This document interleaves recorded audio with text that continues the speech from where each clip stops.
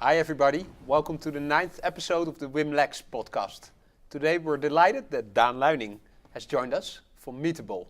And Meetable is a lab-based meat production company. They will go to market in a couple of years and they will try to disrupt the global meat industry. What is interesting as well is that Alexander's father-in-law has a cattle farm and I actually don't eat meat. So this will be a very interesting podcast.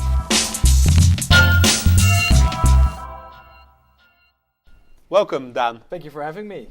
Great to be here. Could you please introduce yourself? Yeah, so I'm the CTO of the company, so I deal with everything technical and scientific. My background is in cell molecular biology and tissue engineering.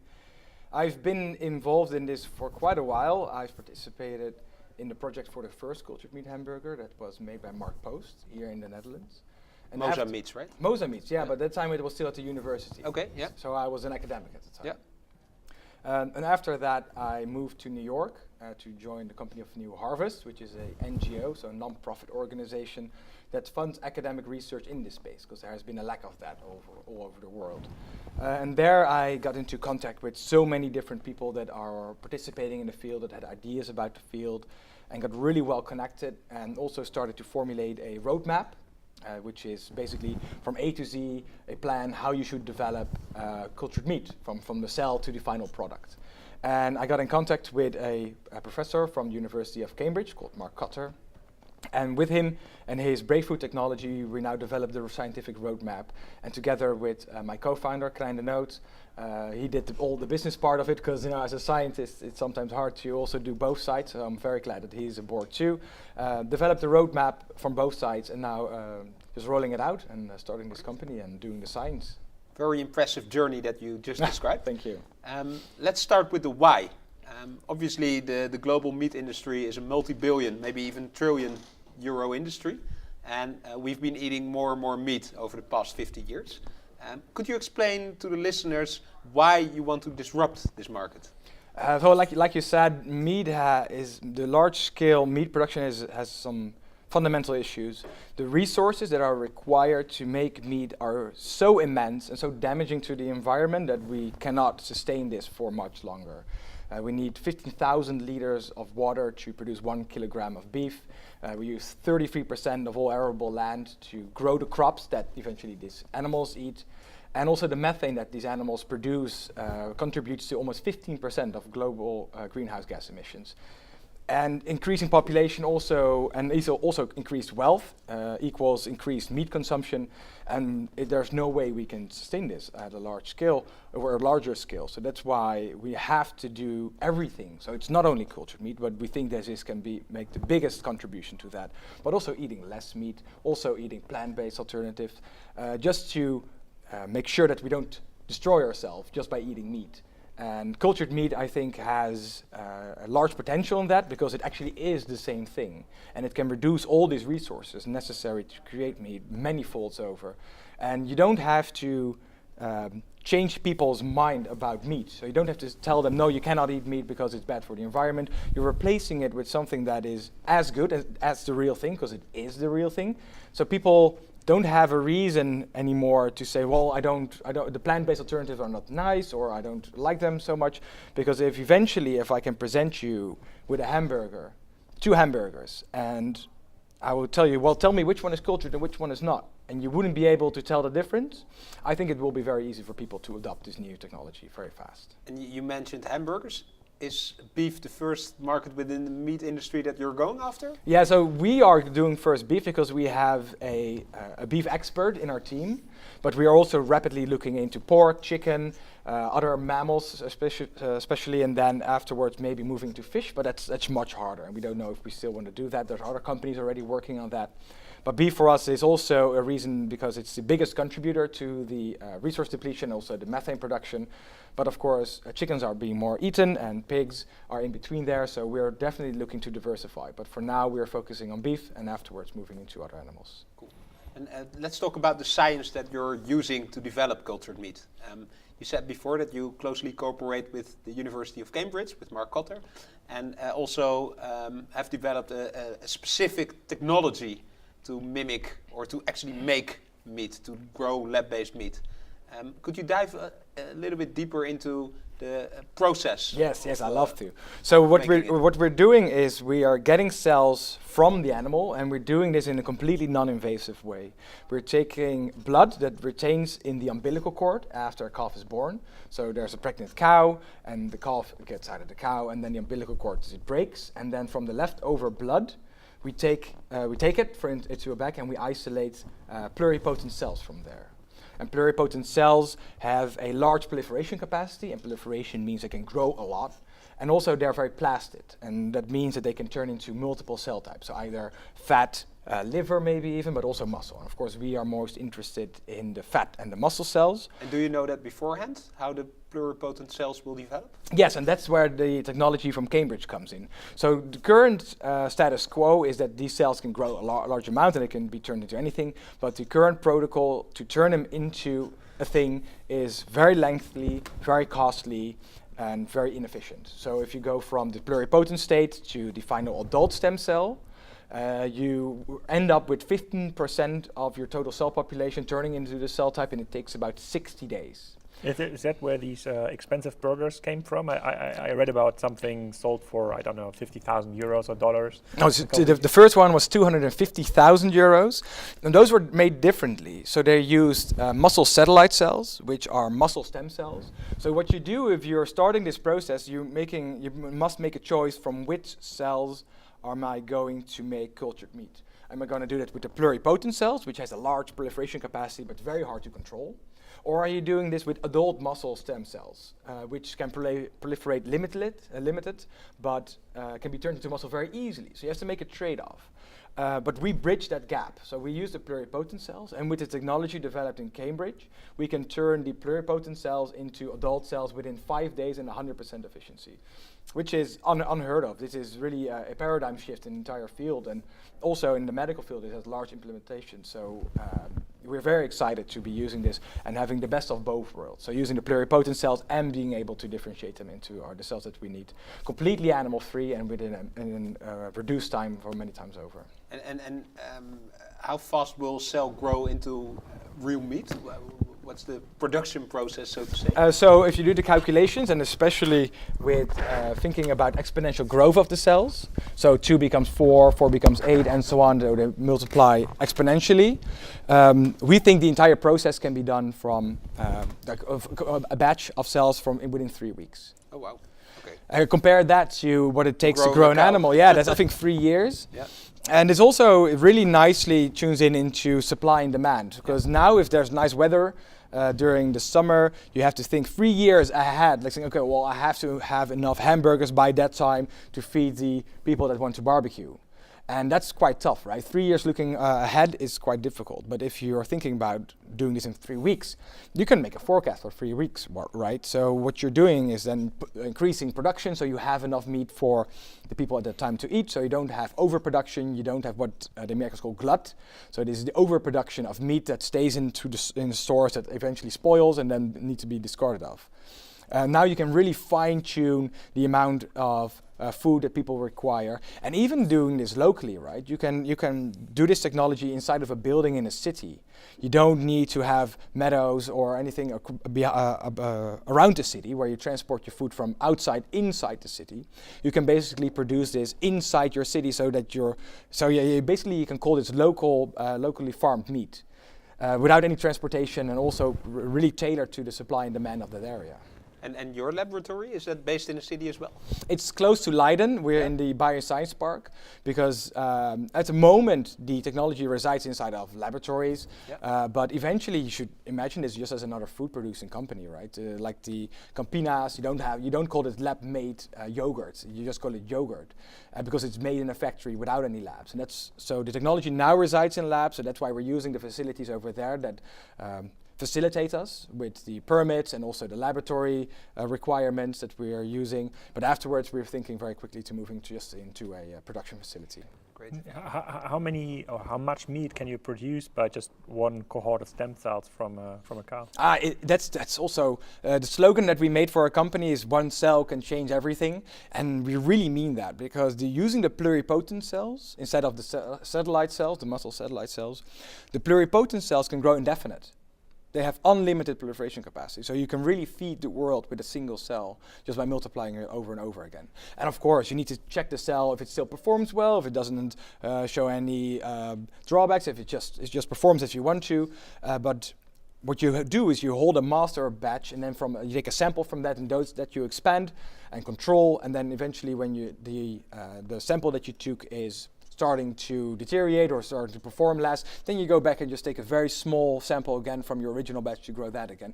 So you can keep a constant production level and also keep continuing growing the same cells over again. So you can really control the process and really have a consistent outcome of your production process. And what are you seeing, when do we see this in a broad environment? So we have seen now the examples of the 200,000 euro burger, which is applicable for some people in the world, but not for most people. Though, how long will it take this industry, or especially like Meetable, to establish a process that can build a hamburger where the meat, or like the artificial created meat, costs only like €1 or €2, which leads then to a situation where you can really sell it to the masses? So there are multiple tiers to that question, because large-scale production can be cut up in 2 and 3 different stages. One is the demo stage, so that we're doing right now, small-scale, just proof of concept showing that the process works. And very small volumes, maybe just for a tasting or maybe for an event which you invite people to taste it. Next phase is a pilot plant where you're doing a bit more quantity and also optimizing the process for the larger scale part, which comes afterwards. But then already having maybe selected restaurants that you can supply regularly. And then of course from those lessons that you learn from there, and of course the installed capacity, because it takes time to build a building, it takes time to install these things. But afterwards then you can go to really large scales, and then you're going to large volumes that you hopefully we can supply to McDonald's and all the other stores and every supermarket that you can imagine. And the larger you go, of course, the price will drop with that. So in the beginning, of course, we think we can, it's hard to say numbers, but we hopefully will end up between 20 and 30 euros for a hamburger at the demo scale. And when will that be ready? Within 3 years. Within 3 years? Yes, we hope within 3 years. Yeah. And from there, of course, we won't be selling it at a large profit, because at the time, you can only do limited amounts. You want to get people accustomed to it, get people involved and get used to the idea of eating this product. And eventually, also with skill, the price drops, and then you can, of course, get more people involved for a lower price. So that's basically the tactic to do that. And you've raised a lot of capital. First round, $3.5 million, from, I think, also well-known VCs.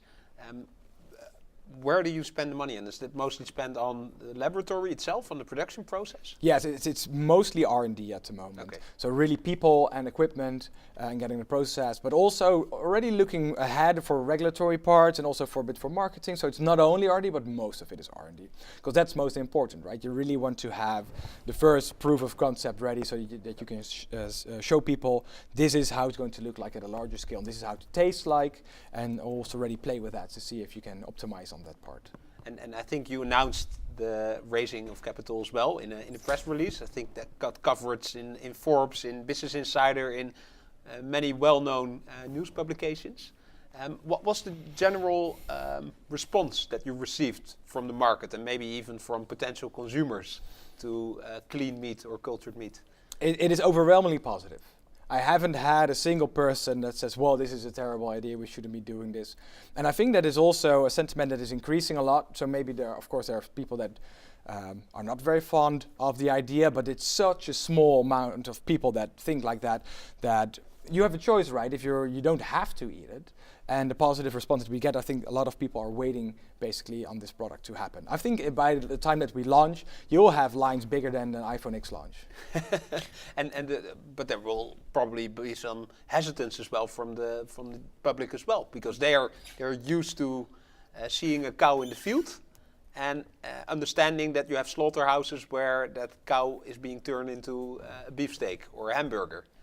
And that image sticks to many people's mind, and you're changing that image. You already said, well, we're in the future won't be a lab but a factory, but still that's another image than that idyllic sight of a cow in a nice outside environment being grass-fed. I think not many people have that idea anymore. Okay. I think more people are starting to realize That's how it's being marketed, though. Right, but I think more and more people are starting to realize that this is not the case anymore. Okay. That, of course, I truly believe in the Netherlands and in Europe we have pretty high standards when it comes to animals, but in a large part of the world they don't adhere to that standards.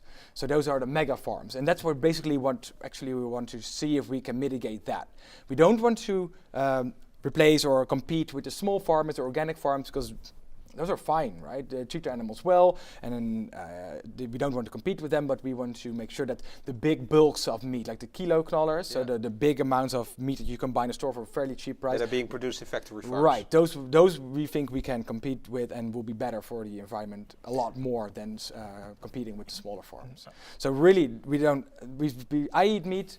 I think organic farming is a great solution to this for still wanting to eat meat but not want to have the big impact.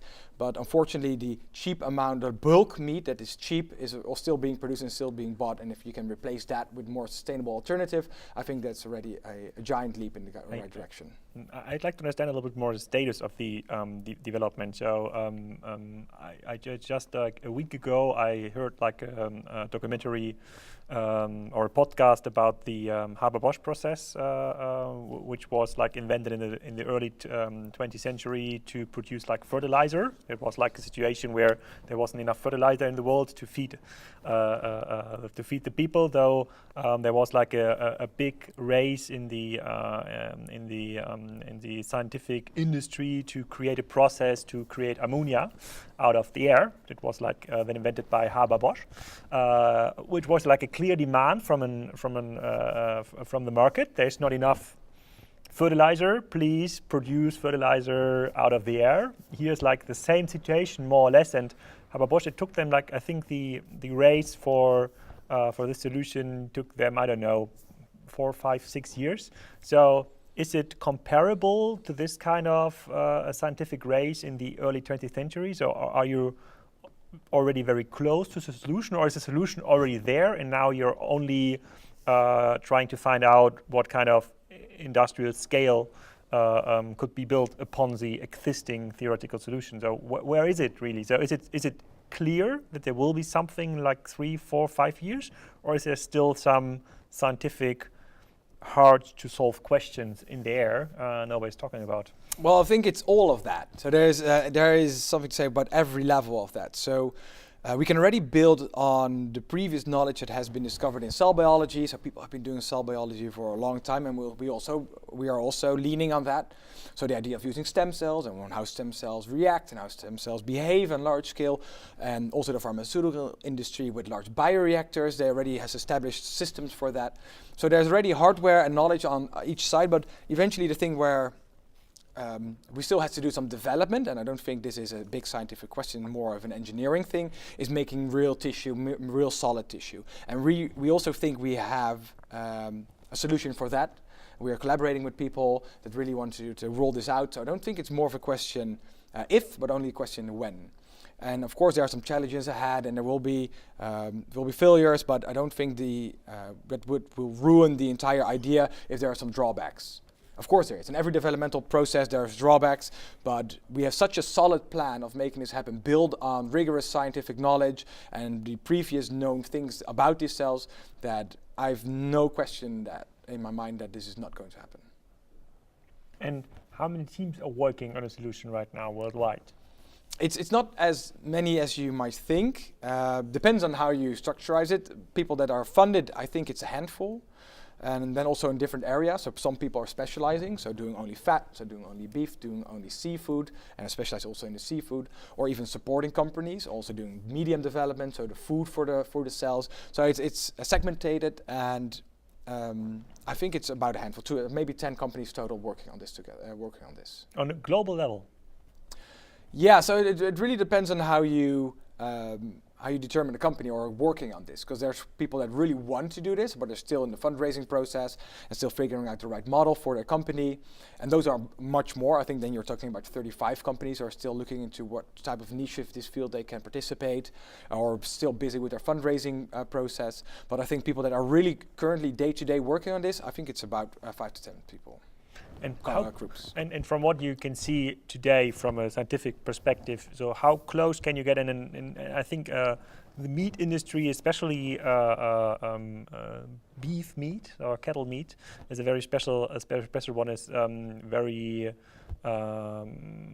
very subjectively driven. So one person would say this is like the best steak you can eat. Another one, no, that is not. Here's like a much better fillet or whatever. So how will there be like a solution to design like kind of a steak or a T-bone steak or something similar? Yeah, definitely. And this is also so beautiful about this technology is that you can assert a level of control which you can't over a real animal. You can feed an animal stuff and you can make it happy enough. So like the Wagyu beef, you can massage it and give it beer. But eventually you cannot control how the animal develops or what the nutrient contents in the meat is, but we can. We can basically adjust the feed medium which we give to the cells with specific nutrients which will increase unsaturated fats. Or for the Netherlands, with now that the European Union is turning back the summertime, wintertime thing, we can use some extra vitamin D because we all like sunlight. You can really optimize this. And also for the tissue creation itself, if you can stimulate it to move in a specific direction, you can really make the texture of the meat behave in a way that you want and experiment with it. So it becomes really like an engineering issue on how you're structurizing your meat and what nutrient contents will it contain. There's so much more you can do because of you're using cells instead of the entire animal. That is just we're getting into terrain that has not been explored before and which has a massive amount of potential. And do you then, like with the butter market, foresee that you have like 5 different types of butter, one with vitamin D, another one with a little added sea salt, so that everybody can pick the flavor that is most accustomed to their taste? I truly believe that will happen. And also maybe personalized meat. Personalized meat, and also maybe for athletes, which has increased protein content, maybe for elderly that has can eat a substance, maybe one of the products, maybe less salt. You can really optimize it for every level of society, which are the requirements. A good example for this is the iodide that we use in salt. They put this inside of salt because everybody eats it, and it prevents a disease called krop, which is a swelling of your thymus.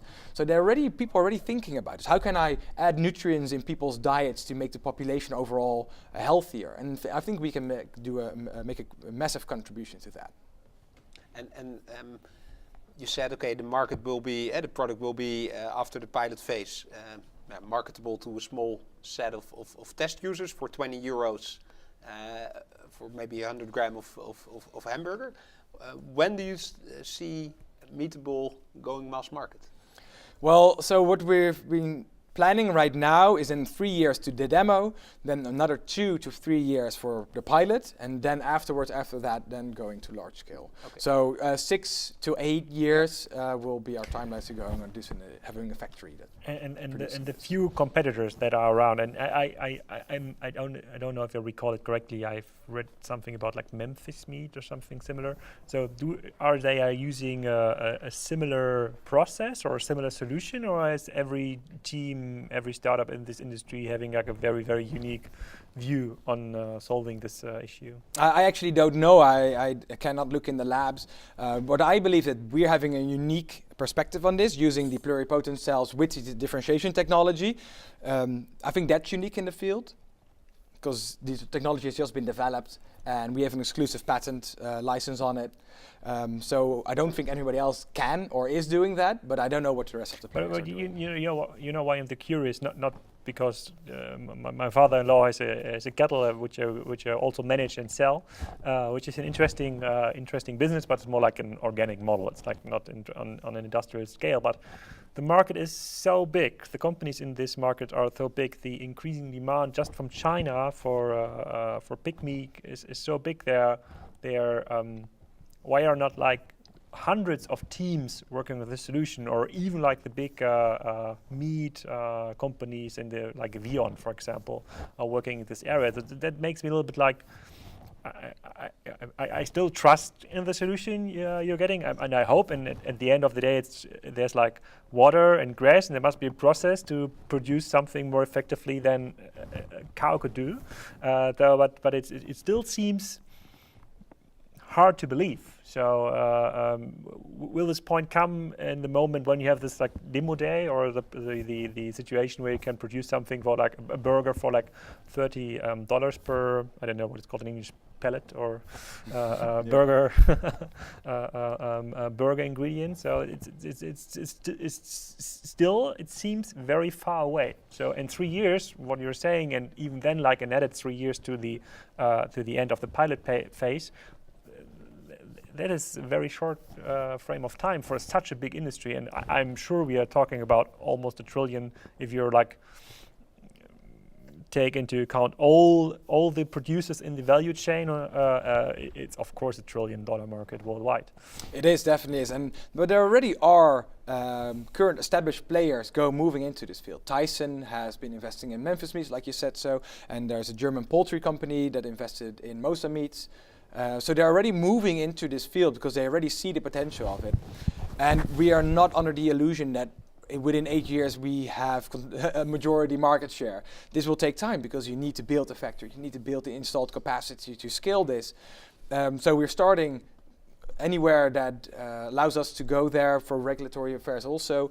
And we really are taking this factory by factory, and we're really trying to take it like that. And it will take time, and I don't think 8 years is the timeline at which we have majority market share, like I said, but people are getting more and more used to the idea of reducing the amount of animals in the need for having your food. And maybe a side question, though, why is fish so much harder? Oh, because we have been doing lots of research on mammalian cells. So mouse, human, and other species, they've been researching that in the lab, so we have a large amount of knowledge on how they behave and how you control them and what their needs are. And for fish, there hasn't been a big amount of funding to research that. So the model organism in the lab is zebrafish, but they don't really compare nicely to salmon or tuna, which are the fish, of course, that are eaten in bulk. And so that's the thing, right? Nobody has an idea of the needs of fish cells. So there is more upfront knowledge that you have to invest in before you can reach the same level of knowledge and control that we have over mammalian cells. And just one question, because we are asked this kind of questions every guest. So could you accelerate the process a lot with more money? So 3.5 million is maybe a lot for like a seed A round, whatever, but it's compared to the sheer size of the market in the industry, it's kind of nothing. That's probably just in the time of the podcast, there's more meat got eaten in the Amsterdam region than this 3.5 million. So could you like, let's say 10, 20 million, would this lead to a situation where your demo day is going to be held in like 1 year from now and not like 3 years from now? Is that possible? Can you really accelerate like the scientific process? So there is a yes and a no to that. So no, and I've been saying this to all the other investors and also my co-founder from the start, cells don't eat money. If you are waving with $100 check, they won't work faster for you. They have a clock, they divide at a certain speed, so you cannot make them move faster. But on the other hand, you can do multiple things in parallel. So finding out multiple parameters to use the cells, or different scaling methodologies to pinpoint faster decisions on the large scale production of the cells.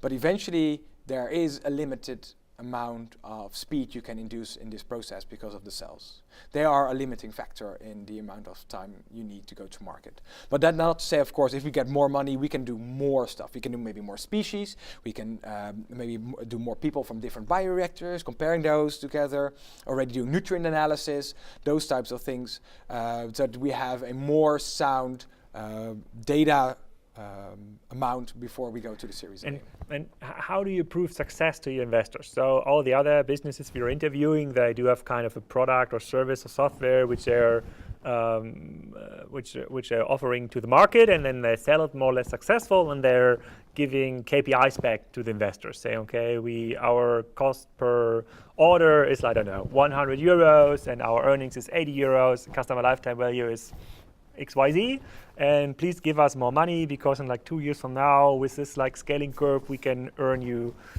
much more money. So, what is your pitch then? Because you're telling me more or less, so if I understand it correctly, that there's no business model within the next 5-6 years. It's very research driven. So it costs money in the next years, and there's no earnings. Is that correct? Well, the first 3 years, of course, we're hopefully then having the demo, and we are planning to sell that, but it will be very limited, of course.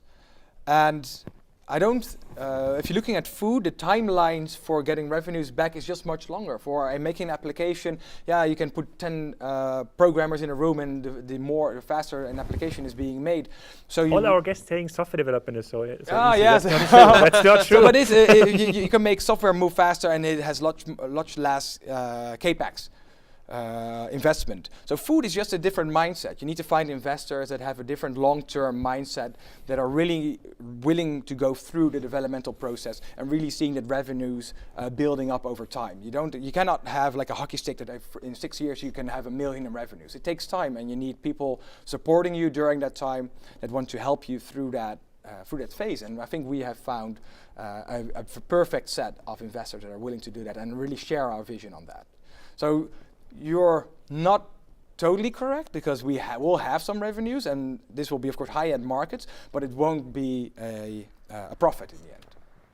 So reaching cost efficiency and profit, that will take some more time. Yeah, I'm just wondering. So usually investors are very, very driven by KPIs, want to see like the monthly development, and you can say, okay, we have like successfully divided sales times 100, whatever, how fast the sales are growing. So what kind of KPIs would they see? So for us, it will be more, that's the easy part, right? Because we can measure a lot of things. Science is about measuring. So we can measure, like you said, the differentiation speed or the proliferation speed. We can measure the amount of nutrients are being converted in the medium, so we can do analysis on that. So you can see how much you put in, how much you get out, and do the conversion rate on that. There's all just measurements for that. So you can really see, making graphs, seeing that drop over time, and doing experiments that you can actually have the influence that you can see that drop over time. So those are the deliverables that we show. We show then the report saying, okay, well, our sales grow this way on this scale, and this is the conversion rate, and we're trying to get that lowered by using this new technologies or this new development, and then gradually reducing the cost to like hopefully even cheaper than meat in the future. If we look at your organization, Meetable, right now, you are especially focusing on R&D. And you need smart scientists for that process. Do you see that it's easy to find skilled people here in the Netherlands, in the Leiden area, to work on such a new innovation? Yeah, we are very lucky. Leiden is the 5th largest bioscience park in Europe. I don't know if it's still the 5th, but it's in that range. Yeah. So it's huge, and there's a lot of talent there. But now also maybe it's nice for me to plug this in, that if you are a cell molecular biologist with bioreactor experience, please contact us at Meetable. My email address is daan@meetable.com, so please contact me, and we will be more than happy to see if we have a fit over here. Oh, okay, that's close to Den Haag.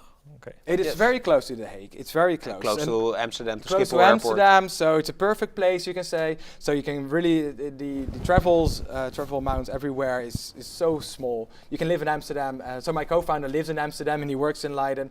But in the surrounding area, it's very well connected. We have a very nice place.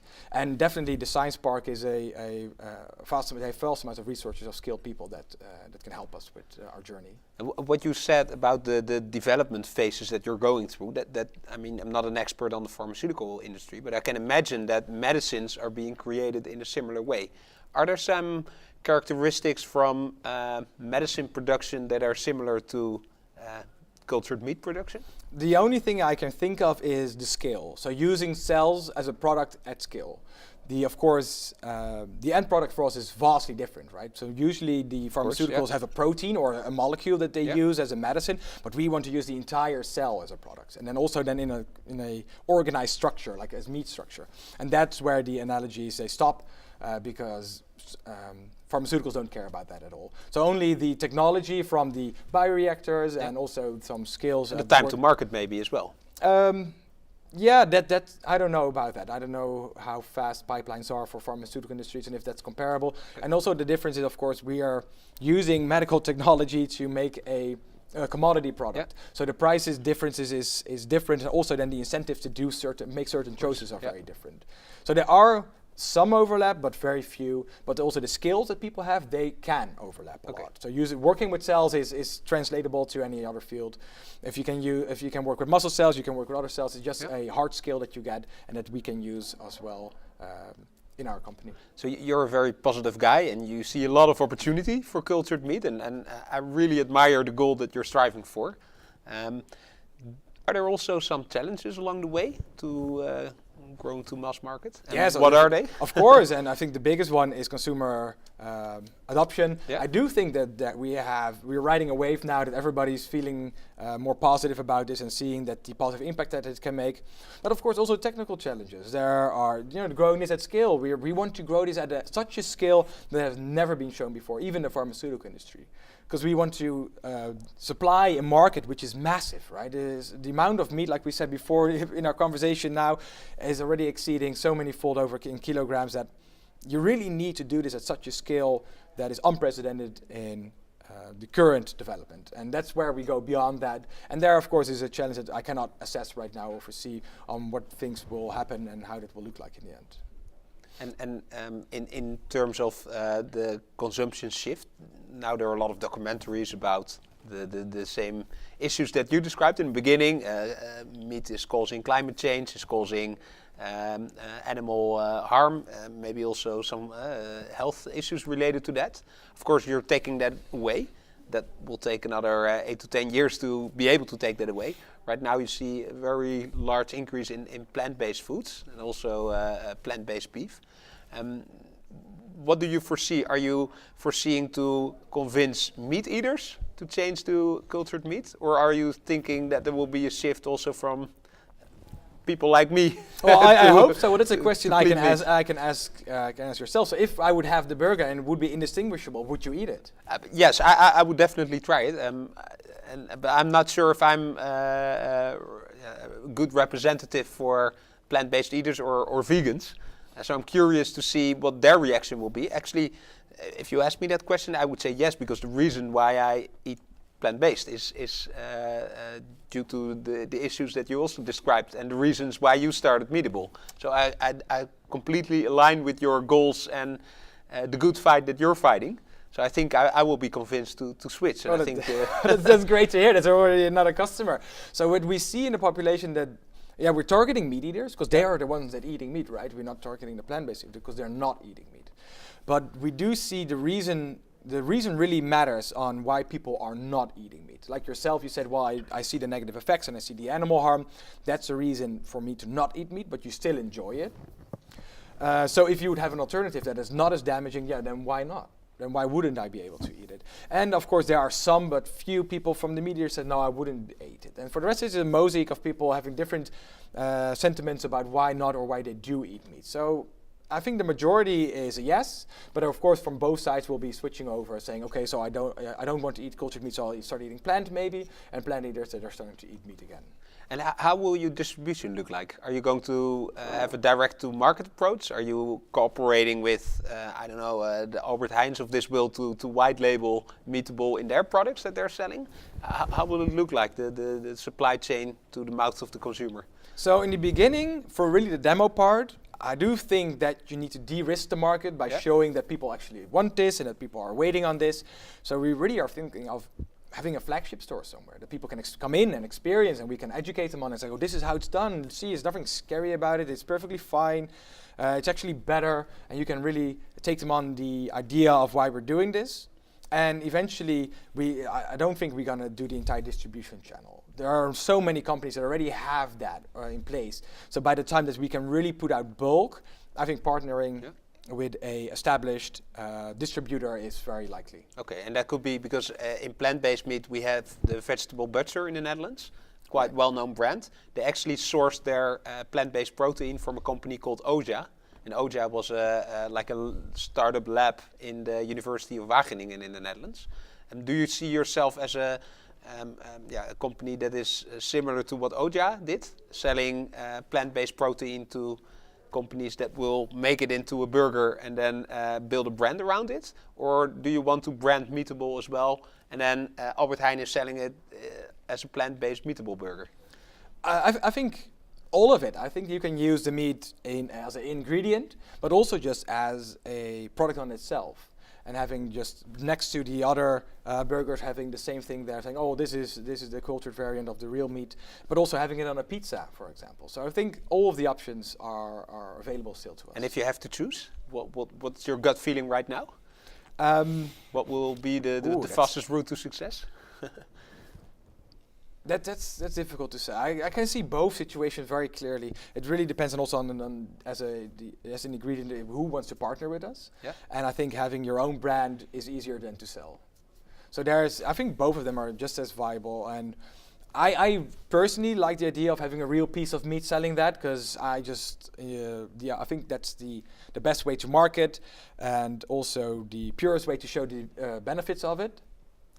But the other, for somebody, if Unilever or Unix comes by and say, hey, we want to use your product, we won't be saying no. I think would be a great development and just as feasible. Alexander, would you switch Yeah, to cultured meat if it's available? Of course, and I'm 100% convinced that that's going to work out for all sides. I think the moment when it's going to be cheaper, when it's there presented in the supermarket compared to like normal graded meat, but looks the same more or less, people will buy it. So that's how it works. And in the meat industry, that's very interesting. That even to me, that's why I'm active there. There's no brands. So if you're going to a supermarket and selecting meat, so there's no Pringles. People only can know the difference in beef. So it's rumstick and fillet, and sometimes something like Wagyu or bio meat. But there's no real brand. So people really are not so good educated when it comes to meat consumption, which is actually an advantage for this industry. Though the moment when you're able to scale, and that would be my question, is so can you see in your development today 1 kilogram artificially produced meat is like $1 million, and maybe half a year from now it's like $500,000. Is there can you plot a curve something like this, so you can see in the moment in the future where it's going to be cheaper compared to standard meat? Yeah, so if you look at, there are multiple models for this. So one, of course, is the computer model, so Moore's law, where you can see over time the cost of the chips producing. But I think a better model for this is looking at how DNA sequencing, which is a scientific technology where you can look into the DNA of people or any other species to analyze. And if you can see that curve, how much it costs to sequence, so to analyze the entire human genome, that has been dropping so fast over the past decade that for the entire human genome it's $1,000. While in 2003, I think, when the Human Genome Project was launched, it cost over $1 billion. So $1 billion, and over multiple countries wide. And now you can do it within 3 weeks for $1,000. And that's how scientific progress works. You're building on knowledge that your predecessors has made. And so you're standing on the shoulders of giants. We are standing on the shoulders of giants. People have given their life to learn about this and have published about this. And we are now at the tip of that, using that to have an application for it. And I think you can really see that really the price dropping is similar to that type of inventions and innovations. That eventually within the 3 years and then afterwards seeing that drop so fast, and with the scale and the new technologies coming out faster and faster every year, that within a decade I think you could have meat as cheap or cheaper than now regular meat. Okay, let's assume you're going to be here in the WimLex Show again like in a year from now. So how much more what would you expect then, what you could tell us compared to the status today? Yeah, that's going to be amazing, because then I will show you videos of real time how you can see stem cells differentiate into the right cells, into fat cells and muscle cells, and see them contract on the plate. Still very small, but still showing that the principle of what we're doing and the way of thinking, that we can go from the stem cell state to an adult cell state within a very fast amount of time, and also nutrient analysis on that. I can show you the reports and the videos of cells really moving from one state to another one. And then the only thing that you have to do is create a pipeline of making this bigger and making this more cost efficient. It's for me still a super interesting topic, because it's kind of most of our for most people's lives, the routine, eating meat, and same for me. So breakfast, lunch, and dinner. It's all usually it includes meat. I don't want to discuss like the moral effects here and the environmental effects. I need to figure it out a little bit. Maybe later after the podcast. I'm still very confused why this is still such a small market compared to the sheer market size. So why there's not hundreds of Meetables everywhere. There's like hundreds of mattress online brands everywhere in a much smaller market, but not hundreds of companies that want to create meat. Maybe it depends a little bit on the stuff you need to control and need to know as a scientific as people active in this industry. But it's pretty cool having you here, and I have to, even after this podcast. So usually I at least in my case, I know and understand the industry from the people that are guests here, and I'm active in your industry, but I have the feeling that it's only the beginning here of our interaction, and I will be happy to host you again as a guest here. I would in 2019. love that. That's very much. Thank you Thanks so a much. lot. Nice to follow your progress. Yeah. Thank you so much, Dan, and thank you so much for listening to this podcast. Thank you for having me. Yeah, our next guest will tell us a little bit more about like the profane marketing side. So he helped Zalando to grow in revenue in Germany and in some international markets. So it's more about, we're going back to our home turf again, though it was a very physical product. So a product we can touch and taste in the future, hopefully. But the next guest will be a little bit more in our home turf again. But thanks again. Thank you so much, Dan.